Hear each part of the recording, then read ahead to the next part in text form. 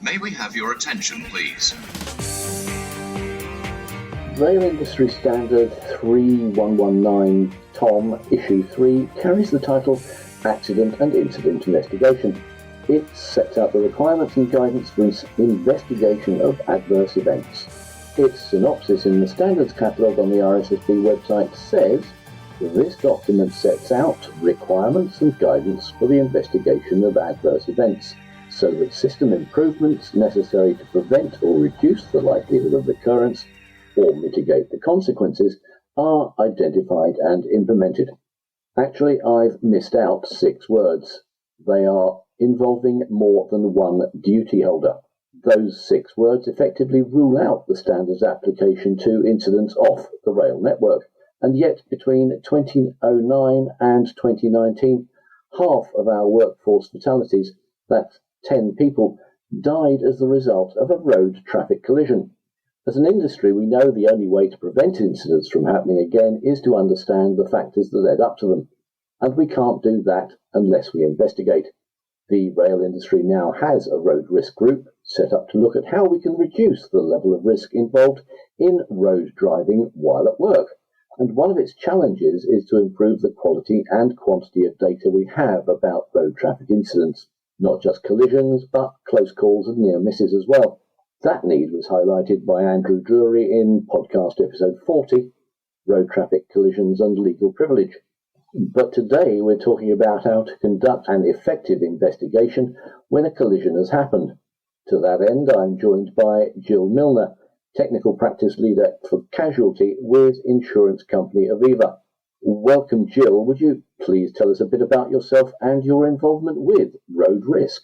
Hi, Anne. Yes, thank you very much. I'm Jill Milner and I've worked in insurance and industry for over 20 years. And in that role, I've done investigations from the health and safety and also from road traffic investigation side of things. So trying to work when I was in industry, understanding what caused the incidents and to try and look at how we can put in different measures to prevent reoccurrences.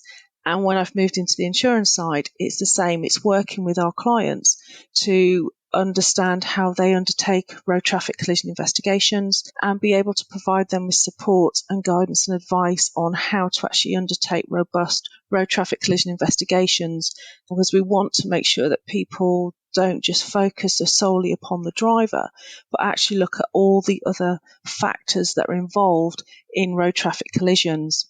Even at Aviva, we've sort of got our own definition for road traffic collisions, and what we've called them is a collision is a rare, random, multi-factor event always preceded by a situation in which one or more road users have failed to cope with the environment. I think that's a perfect description, just sort of for anybody looking to do investigations, to think about that it's not just what's happened, it's understanding all those different multi-factors that have actually led to the driver failing to cope with the environment or other situations that have gone on that has resulted in an actual collision.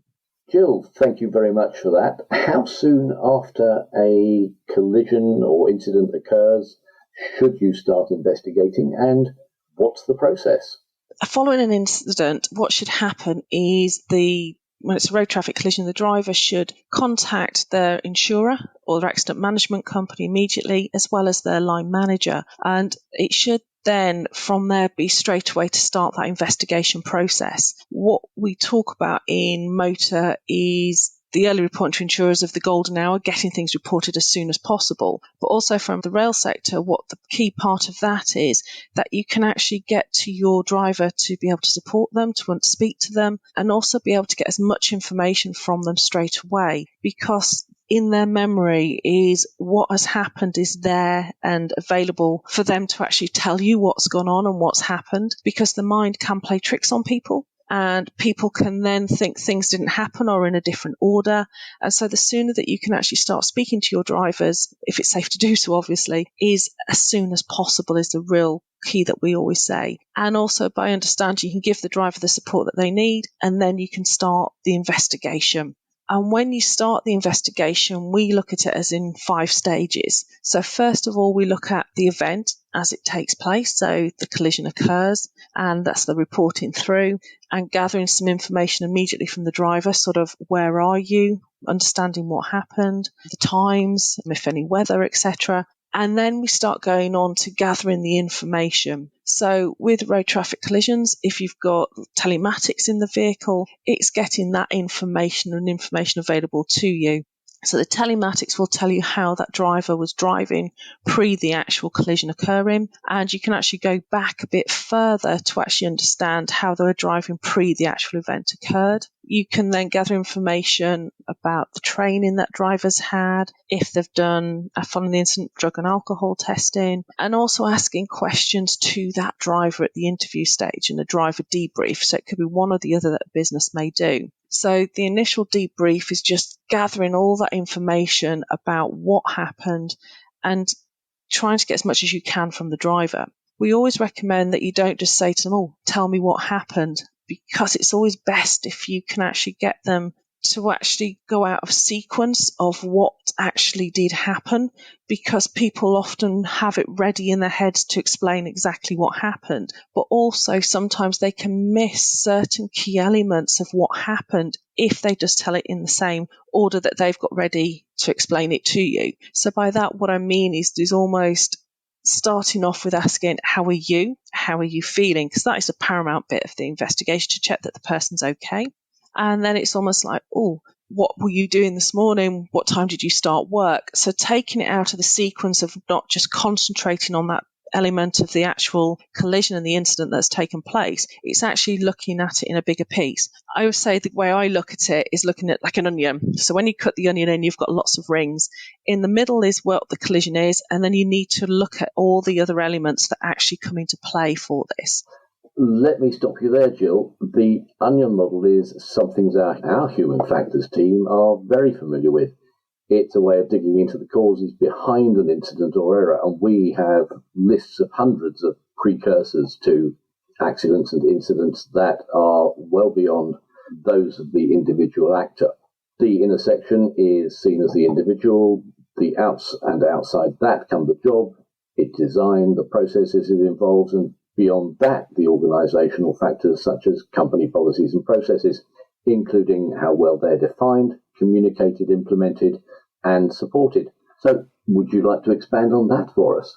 Yes, certainly. And it's exactly how we look at it as well. So you're looking at that person at the core, understanding as part of the investigation to understand this is understanding their skills, experience. Have they driven those type of vehicles before? And how do they cope with traffic situations that they've been in?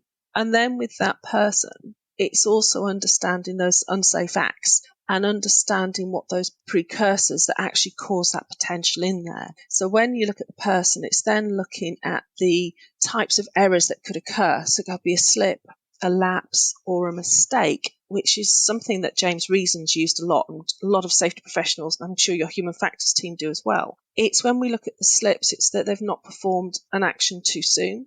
For example, in driving, could use the indicators, not the wipers.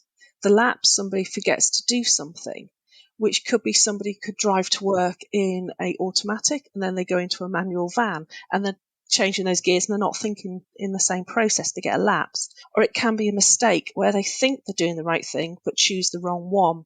And in driving, this can often be impacted through time pressures or perception that they're under time pressures, high workload, etc. And that can also then bring in the coping factors of how they manage a traffic situation, because that can change if they've got other things going on. And these are key elements that you've got to pull out in the people section, as well as we've also got to consider potential violations that people do. Sometimes this person doesn't care about what the consequences are. And this could be speeding as they're running late to get to a meeting. But how much time does that save? If you then have an incident, you're probably not going to make that meeting, or going through a red light. Or it could even be that managers haven't actually trained that person correctly. And that's when you start coming into that job part as well. Is the vehicle appropriate for the task you've got to consider as part of the investigation? Where's the environment where they were working?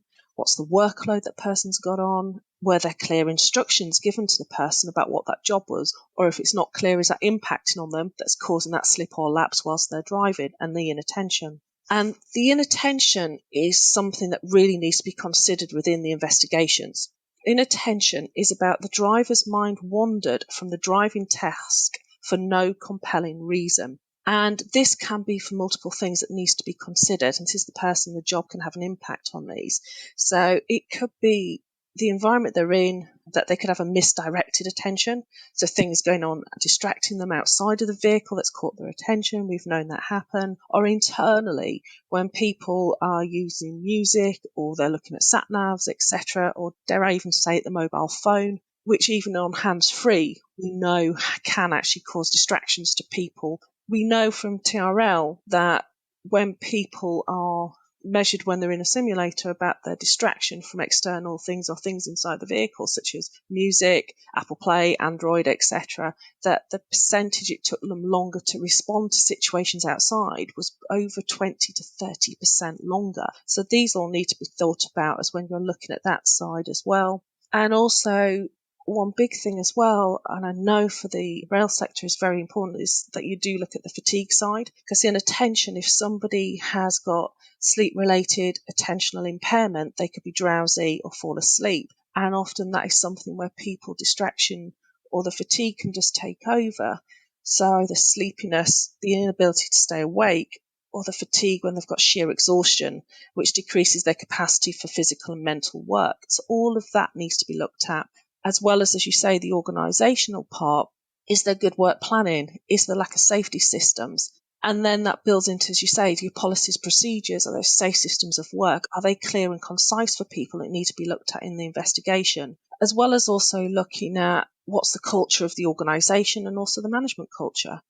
Have similar road traffic collisions to this one happen to that driver or to others in the same team or those doing other jobs around the country? Have they actually not been investigated fully before? Or have they been investigated and the actions identified not been implemented? So there's all of these areas that need to be considered when you're looking at the investigation process of a road traffic collision that takes place. So it's not an easy task, but it's such a worthwhile one to really spend the time pulling out all of these elements and building up a timeline. With your timeline, you'd look at not just the time the incident occurred, but you'd actually go backwards and look at the information available to you. You've got Google Maps if you haven't got cameras in the vans or cars, etc., to be able to see that. Or if you have, brilliant, you could use that footage. And if you've got the telematics data, that will immediately tell you what happened just before the incident occurred. But also you can go back. We always recommend go back about a week because that will actually tell you, has there been any changes in the driving styles of the driver? As that will indicate there could have been something earlier that was an indicator that something was causing them to not be attentive when they were driving. What was that could have contributed to the actual collision taking place? And by doing this timeline and looking at it, getting your information from your discussions with the driver and the interviews, speaking to other people who may have been witnesses, will all help you put up a picture to fully look at why each stage occurred. And some people say you should only ever ask 5 whys. I don't agree. I think sometimes you've got to keep going down with those why, and why until you come to the reasons, and you can ask no more why questions, and that will ensure you get a really robust investigation undertaken, which will benefit the team, the driver themselves, and also the organisation. Okay, Jill, thank you very much for that comprehensive answer. Now, you mentioned at the top the golden hour when you need to start talking to your driver and gathering information. If the police have arrived on scene, if there have been serious injuries or fatalities, and your driver has been arrested and probably the vehicle impounded, what do you do then? That's a very good question. And the advice that we always give is that what businesses should do is actually advise their drivers what to do if they get in these situations. They talk about what to do in an incident, i.e. do not admit liability, etc., and gather information. But if they are arrested, the best thing they can do is actually that phone call would be to their manager, and they could help them to try and get the legal representation. Alternatively, what we're seeing is some businesses are now giving drivers cards, because when you're involved in an incident, your mind will go blank. And I'll speak from personal experience, having been involved in a nasty RTC with a drunk driver, that my mind went blank and what I do for a living. And it was only because I had the number in there that I could do something with, and I could follow that process because it was put me into a familiarity. And what they do is give their drivers often like the 24/7 if you've got a legal number, or you get them to call their manager, who will then contact the legal number and get them legal representation if that is included within the policy, and also to raise it up through the business, because the last thing you want to do is for the drivers to start talking to the police, because they could, in all innocence, say things which could come back at a later date. So it's very much what we say is speak to somebody, get a solicitor as soon as possible to actually provide you support when you're involved in those incidents. As a business, the main things that you need, if it is under the police, as long as you report it through to your insurer, and we can then put all the wheels in motion to actually provide some of that support to people as well, because that is the key part. And if the third parties involved, if they do, we talk about credit hire, etc., but it's those parts that come after once things start to be investigated, is the support your insurers can give you that can actually help you with that claim as well. So that's some of the things that we look at. So you might not get your driver's statement straight away, but you'll get as much information as you can. And as we've spoken about, if you've got the telematics details, they should be on your system. The police will probably ask for them as well, but it's get those details, and that can help you to start the investigation. And if you have cameras, today most cameras are in cloud-based systems, so they will automatically be uploaded, and you'll probably find that the police will come and ask for that footage as well. Thank you, Jill. You've gathered all the information. You've completed your investigation. What should a company do next? Yes, really good question, Ant, because this is what a lot of people do, the investigation and stop. And this is where you need to analyse all the information that you've gathered to allow you to fully understand what happened. And then from there, it's working out, is an action plan needed? Are there changes needed to procedures, or are your procedures suitable and sufficient? Is there something for the driver that they need to have in place? And it's understanding all those areas, so building up an action plan. And we often say, if it's something around the driver, actually get them to come up with ideas and reasons why things didn't go according to plan and the incident occurred. Because by doing that, they're taking more of the ownership and accountability, and then setting the goals for themselves, which you work alongside them to do that, which allows them to reflect, and then those get monitored and managed. And then probably the key here is, which I know is something that you guys do really strongly, is the safety learnings from these incidents. Are they actually shared amongst others to try and prevent that reoccurrence? But also it's identifying so you can share that with people, and so others are aware of what's happened and will be able to put in systems, educate their drivers as well on what's happened, so they can actually prevent them becoming the next statistic and having those collisions.